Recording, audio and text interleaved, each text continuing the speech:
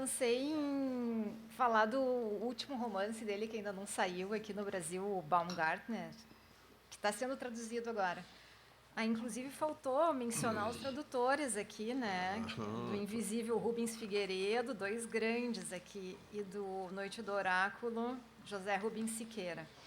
Eu pensei em contar... O início desse livro é muito legal, tu falou dos inícios, né? Mas sem contar rapidamente, e depois eu traduzi um parágrafo mais do meio ali para, quem sabe, dar o tom. Começa... é um escritor no seu escritório que é numa casa, está no segundo andar, escrevendo uma monografia sobre os pseudônimos do Kierkegaard. Ele está lá escrevendo o livro e se lembra que no andar de baixo ficou um livro que ele está precisando consultar para continuar esse artigo que ele está escrevendo. Então, ele resolve, vou descer lá, vou pegar esse livro. Ele começa a descer a escada, mas ele está descendo a escada e decide passar pela cozinha, porque ele se lembra que ele tinha que telefonar para a irmã dele, que todo dia às 10 da manhã ele ligava para essa irmã para falar com ela. E o telefone fica na cozinha. Só que ele passa pela cozinha e começa a sentir um cheiro de queimado. E ele, mano, que cheiro é esse? E ele olha para o fogão, tem uma coisa no fogo que ficou lá. Acho que ele tinha feito ovos de manhã, né? Ovo duro, e ficou aquilo lá, evaporou e estava um cheiro horrível. Ele vai tirar a panela do fogo, só que se esquece, é avoado. Já viu, né? Ele já está 500... Começou lá na monografia, pegar o livro, fazer o telefonema, passou na cozinha, e ele pega a panela, se queima, ela cai no chão, aquela dor horrível, ele passa embaixo da água. Ele, o que eu estou fazendo? O que eu estou fazendo aqui na cozinha? Já não se lembra mais. Aí, ele, antes de se lembrar o que ele estava fazendo, o telefone toca. E ele pensa, deve ser a minha irmã. Não é a irmã, é um cara dizendo, desculpa, eu me atrasei, já estou chegando, é da companhia telefônica, eu tinha que fazer. Que companhia? Não marquei nada, o que é isso?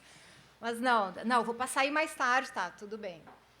Aí ele começa a tentar se lembrar o que ele estava fazendo, toca a campainha. É o carteiro entregando o livro. E é sempre a mesma entregadora, é uma mulher por quem ele tem um crush ali. Aos poucos a gente vai sabendo que é um cara de 70 anos, é um professor aposentado da universidade. A mulher dele está... Tudo ao longo de muitas páginas acontece toda essa corrente de eventos, né? Jovem professor. Um jovem. A mulher dele morreu há quase 10 anos, ele está sozinho naquela casa, e ele sempre compra livros pelo correio, porque ele gosta da entregadora, então ele tem o prazer de pelo menos vir alguém e ele vê aquela pessoa interessante, dá aquela conversada e tal. E ele recebe o livro e bota, nem abre. Ela fecha, ele diz, mas vou ligar para minha irmã. Antes que ele consiga ligar para a irmã, toca o telefone. Daí é a filha da faxineira dele. E ele, o que aconteceu com a senhora? Eu moro no Humaitá.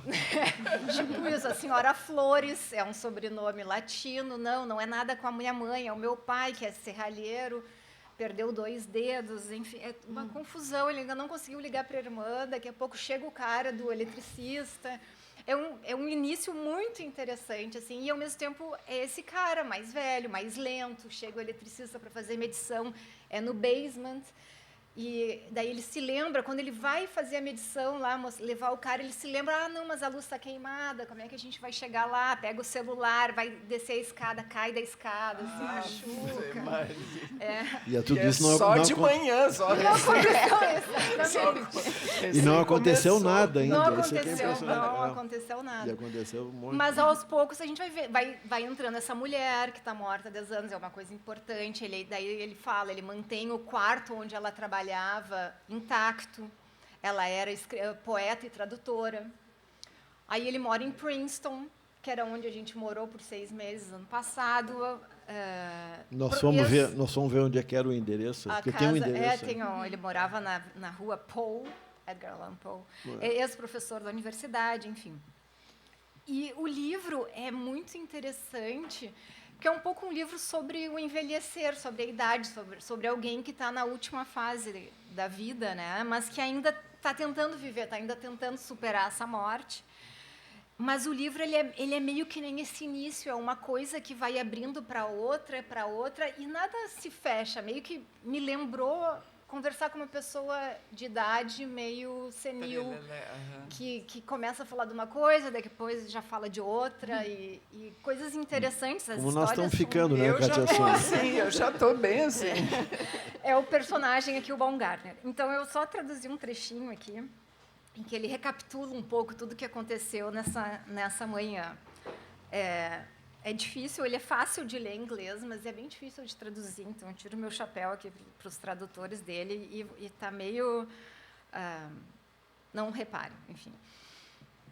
Tudo desmoronou para ele no dia da panela queimada e da queda das escadas.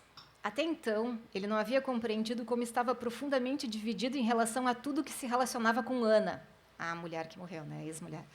Como durante todo esse tempo ele a vinha empurrando para longe e, ao mesmo tempo, se agarrando a ela, limpando a casa de todos os vestígios dela e, ainda assim, mantendo intacto o quarto onde ela trabalhava, doando o volumoso conjunto de roupas que ele havia organizado e guardado com cuidado metódico durante o colapso pós-morte, e depois substituindo a cama, o fogão, a geladeira, a mesa e as cadeiras da cozinha, os móveis da sala, os lençóis, os travesseiros, as toalhas, os talheres, os pratos, as tigelas, as xícaras, as canecas, os copos, o bule de chá, a cafeteira e 1000 outras coisas pequenas e grandes em todos os cômodos de cima e de baixo, exceto um. E ainda assim, mesmo que ele raramente entrasse naquele quarto, ela ainda estava na casa com ele, espreitando em algum lugar próximo, às vezes extremamente perto, mas sempre além de seu campo de visão, até que ela se precipitou sobre ele naquela miserável tarde de abril, enquanto ele estava sentado à mesa da cozinha, olhando para a panela enegrecida no chão, a única coisa de que ele não tinha pensado se livrar. Em vez de aproveitar a chance de passar um tempo devaneando com Ana, ele a expulsou, repelindo-a com uma veemência brutal e impensada que o deixou horrorizado com o que havia feito. Então veio o espetáculo do tordo devorando minhocas no quintal, é um outro episódio que acontece naquela manhã, e então veio desmoronar, pois foi somente então, depois de 9 anos e 8 meses lutando para viver entre 2 estados mentais contraditórios e mutuamente destrutivos, que ele entendeu que tinha estragado tudo completamente. Viver é sentir dor, ele pensou, e viver com medo da dor é recusar-se a viver. Tá aí, bom, tradução de luxo.